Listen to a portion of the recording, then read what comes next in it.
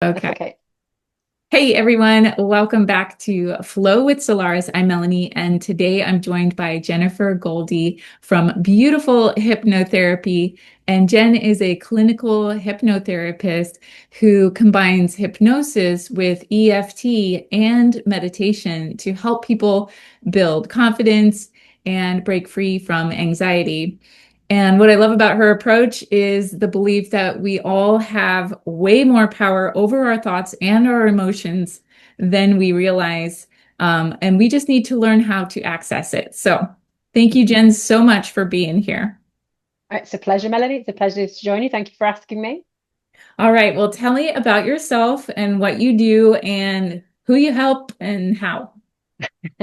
So, as you said, I'm a hypnotherapist. I kind of talk about myself almost like a hypnotherapist and a mindset coach because I do a lot of talking as well before we do hypnotherapy with people. But I work with all sorts of different kinds of people, and I've done various things from stop smoking to weight loss. But the majority of the clients that I work with are focused on some kind of anxiety, whether that's social anxiety, performance anxiety, phobias, which are a form of anxiety, OCD, health anxiety. I see a lot of at the moment where people get anxious about their health, and just they get the slightest twinge and they envision themselves in hospital and all sorts of things. But um, and it's an interesting it's interesting how I ended up doing what I'm doing because it kind of happened a little bit by accident. But yeah, I can tell you a little bit more about that now, or I can tell you a little bit more about that later. Yeah, It's up to actually, you. just, yeah, tell me now. Yeah. So, I've always worked in a corporate world for many years, but I always worked in kind of a customer service, and then I moved into like a learning and development role. So I've always been in the kind of helping people, wanting to help people achieve stuff. And in learning and development, I always got a lot of pleasure from helping people achieve their potential and overcome things. And I really would have loved to have been a doctor, but I'm terrified of injections and things like that. So, and I'm not clever enough at sciences, so that wasn't really an option for me. But so I was working in this corporate world, and a friend of mine in 2020, she basically said, "Oh, I'm going on this course. I'm going on this course, this first weekend course to do hypnotherapy. Would you be interested in coming on it? Because it was the beginning of COVID, and it was just before everything got all locked down. And she said, because of what's going on, quite a few people have dropped out, and they're looking for some people to come in. Would you be interested in that?" And I was like, "Yeah, that sounds amazing. Yeah. So I'm in." And we went on this first weekend course, and we were totally hooked. We were like, "Oh my God, this is brilliant." Mhm. And we signed up there and then to do the rest of the diploma, which was 10 months.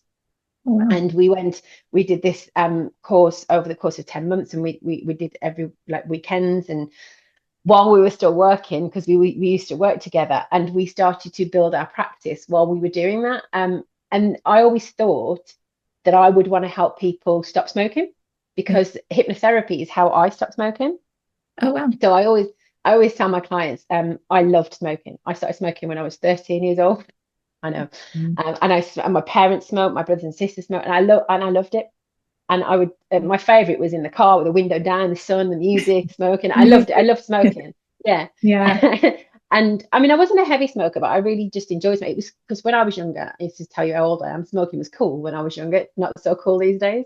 Yeah. Um, but I got to a point where I actually got asthma as an adult and I couldn't breathe. And I got like, I was literally breathing like that. Wow. Um, and and smoking got really expensive. And I thought, do you know what? I can't carry on with this. I can't keep smoking. I need to stop. But I couldn't. Yeah. I tried everything. I tried the patches, the gum, Oh, you everything. did. And I literally couldn't do it. I could give up for a bit and then I'd quite I'd pray, cave and give and start smoking again. No matter how ill I got or how much it cost me, I could not stop smoking. But a friend of mine, he went off. I was working with a personal trainer at the time to get a bit fitter, and he Mhm. went off and did an NLP hypnotherapy course. And he said, "Do you want me to do some? Do you want me to do a session for you to help you with smoking?" And I went, "Oh my God, yes." And Yeah. he did one session, and I haven't touched a cigarette since. In about One session. Yeah, it's probably been about 12 years since I stopped smoking after one session, after trying patches, gum, cold turkey. I tried everything and I couldn't do it. And he did that one session and I never even wanted one again and I was amazed by it. So when my friend came to ask me about did I want to join her on this course and I was like absolutely. And I always thought that I would want to help other people give up smoking the way that I did. But it turns out that I'm actually much better at dealing with anxiety and helping people overcome anxiety. And through that, I've really done lots of research and delved deeply into what anxiety is, what it isn't, understanding it and helping people understand that they can overcome anxiety. So it was, yeah, that was kind of how I ended up doing what I'm doing. But I find it really fascinating. So does smoking, it must relate to anxiety, right? It's a way of relaxing. It can be related to lots of different things. People smoke because they're bored. People smoke because it's a food substitute. People smoke because they're anxious, they're stressed. There's lots of different reasons, and Yeah. that you have to, if you want to help people give up smoking, you have to uncover the. As Tony Robbins would say, I'm a big fan of Tony Robbins. As Okay. he would say, the pain of changing the pain of staying the same has to be greater than the pain of changing. Wow. And if it's not, if your pain of changing is not less than the pain of staying the same, you won't do it. You have to have a really good reason to want to do it. And this is what I tell clients about hypnotherapy. It's Mhm. not a magic wand. I can't click my fingers and you're fixed. Yeah. You have to want the change. I can't make people do what they're not ready to do. Yeah. So when and I always do this when I talk to people in their consultation, because people have a weird understanding of what hypnosis and hypnotherapy is because of what Hollywood has portrayed it as, sleep and do weird things, right? Right. Or But for entertainment. Like I've been to a yeah. hypnotherapy show and it was funny and weird. Yeah, well, hypnosis for entertainment and hypnotherapy are slightly different things, although they use the same Yeah. process. Because people who go to a hypnosis show, they are fully compliant that they are at a hypnosis show. They may get called on to be volunteers, and they will enter into a debate in their head. Oh, are they prepared to do those things? Are they not prepared to do those things? So if you go to those shows, you'll find they do lots of things with the audience first to work out who is Oh, more. wow. Because do you have Darren Brown in America? Have you ever come across Darren Brown? I don't know. I don't know Dan them. Brown's quite a well-known mentalist in the UK, and he doesn't claim to be psychic, he doesn't claim to be magic, but he's a very good cold reader. He's very good at lots of different things. And I've been to see his shows a couple of times, and he uses lots of like what they call suggestivity tests to see who will do things before his show, and they never work on me. Oh, And really? the reason they don't work on me is because I don't want them to, because I don't want to be on stage. I don't want to Oh, be a volunteer. I want to watch other people. So I actively don't want them to. So they never work for me, wow. which is fine. I'm happy with that. But my friend who is desperate to be on stage, she's doing Yeah. it always. She's like, oh my God, I can't believe it. I was doing this, I was doing that. Let Because me go. yeah. And you're like, oh, your fingers are stuck together. She's like, I can't move them. I can't move them because she's desperate to be She's on choosing stage. that. Yeah, but people, they're choosing it on a level that they don't realize, because that's what hypnosis is. It's on that unconscious level that you don't realize it's happening, but it has to be tapped in, it has to be tied into what you want to happen in the future. If you don't want that change, or if on some level you're not ready to change, hypnosis can't fix that, but it can help you uncover it, and it can help you work and fit and work around it. Have you ever used that term higher self? Like, does it almost connect you with your higher self that operates at like at a higher frequency that's like, hey, I Yeah, got your back? I do quite I do use higher self in hypnosis, and sometimes I ask the higher self to come and give advice. Oh, Sometimes I ask the future self to come and give advice. If you visualize yourself already being that person that you want to be, what words of advice would you have for yourself right now? And you have to sometimes tap into what your client believes in. yeah. So if your client believes in a higher power or a higher self, then you incorporate what your client believes in, because it's about weaving in their system of beliefs into your session Yeah. and I making it love work it. for them. It's fascinating. It really is. Because really, yeah, these are just archetypes. So you help them connect with what they're comfortable with. And at the end of the day, Yeah. it's about, But wow. it's like I said to my client, I said to a client this week who I was working with on confidence, and she'd seen a really good result in her first week. And I said, look, I just said some words. You did the work. Wow. So you're just like unlocking people. Just Okay. helping them see there's another way. Yeah. Oh, that's beautiful. So you combine hypnotherapy with EFT and meditation. So how do those work together to help your client? So I use lots of different techniques. I use lots of different techniques. I use EFT, meditation. I tend to use meditation more than EFT, but it's the anxiety is a habit. It's a Mhm. habit that we create, and that's we either create it consciously or we create it unconsciously. And it is because if you think about what anxiety is at its most basic level, it is a protection method. It is our body going, something's going on. I need to put you on alert because something's happening. And that is a reaction to something that's happened to you. And you may have clocked it on a conscious level or an unconscious level. You may be aware of it or not. But your brain is reacting to something that's similar to when that first happened in your environment. So, for example, if you went out one day wearing a green dress and something really awful happened, you might never feel comfortable wearing green again, but you wouldn't realize that that was the connection. But your brain has registered that because your brain is taking in information all of the time through all of the senses that you can't consciously process, and it's storing that away. So, anxiety at its most basic level is a reaction to protect you because your brain's number one job is to protect you. That's what its number one job is. So it's setting off these alarms because it senses there's some kind of danger. But what people don't realize is that anxiety and excitement are actually almost the same thing. So if you because it's your body preparing you for something. So that flutter in the stomach, the heart racing, it's all about your body getting ready to take action. And what I use EFT for, or meditation or breathing techniques, is I help people understand that this is a pattern that you can recognize and you can actually interrupt that pattern. So if you know yourself, if you recognize the signs, so for some people, the first sign that they're starting to feel anxious or stressed is they get the flutter in the stomach. For some people, it's a voice in the head. For some people, it's a reaction. But these techniques that I teach people are how to interrupt that pattern. So as soon as you notice that first sign, do something different, whether it's a tapping routine through EFT, whether it's taking some deep breaths or getting up and walking out the room, do something different to interrupt that pattern. And then the analogy I use is I've got a dog, right? I don't know if you've got a dog or any of your viewers have got a dog, but I've got a big bouncy golden retriever. And when I walk in, there's a couple of cats that live in the street that I live in, right? And if we're walking him, if I see the cat first and he doesn't notice it, I can distract him by going, oh, what's this? Look, mommy got, here's a treat, and we're off. And he doesn't even know that cat was there, right? Because we're walking in the opposite direction and he's happy because he's got a treat, right? Yeah. However, if he sees the cat before I do, I am being dragged across the street chasing cats while he's barking and going mad, right?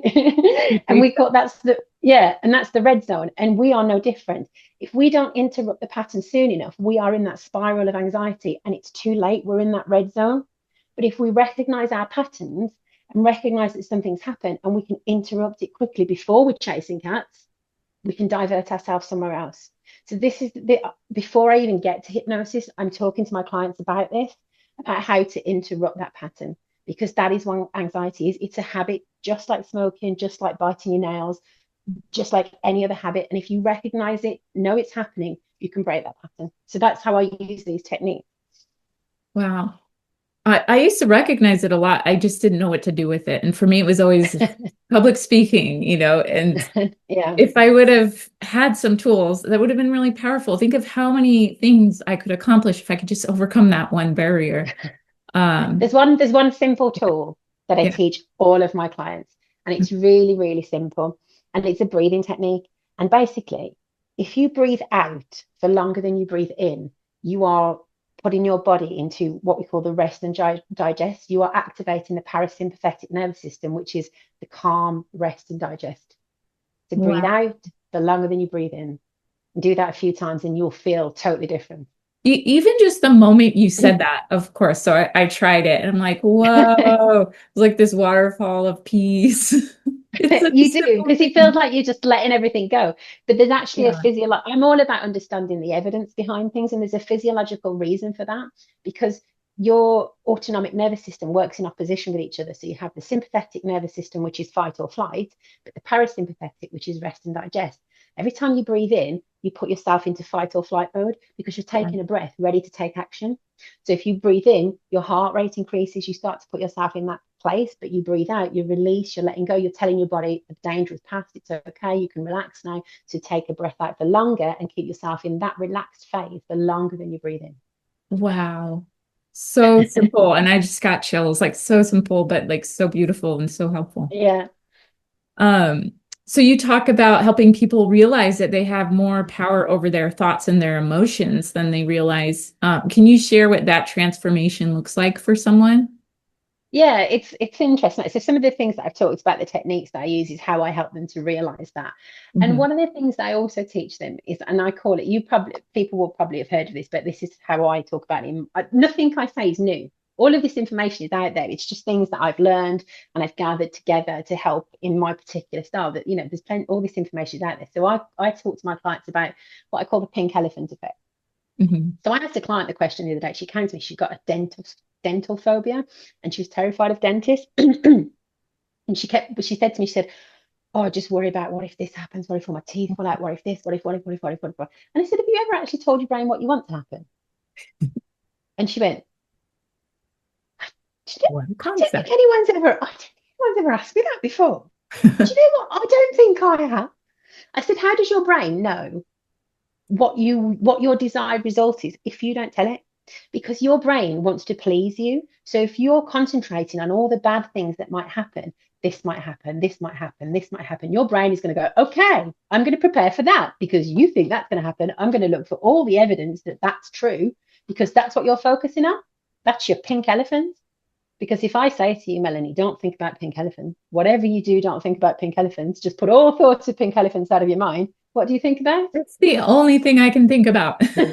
Exactly. So if you keep telling your brain, I'm worried about this, I'm worried about that, this might happen, that might happen, that is all your brain focuses on. And there's a part of your brain that starts to look for things that support what you're thinking about.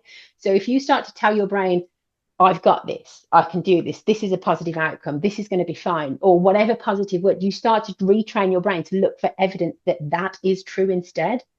And that can make a real difference. If you focus on where you want to be instead of where you are, your brain will start to your brain starts to rewire itself. It's like a computer. You're almost like putting the right software in to get the right results out.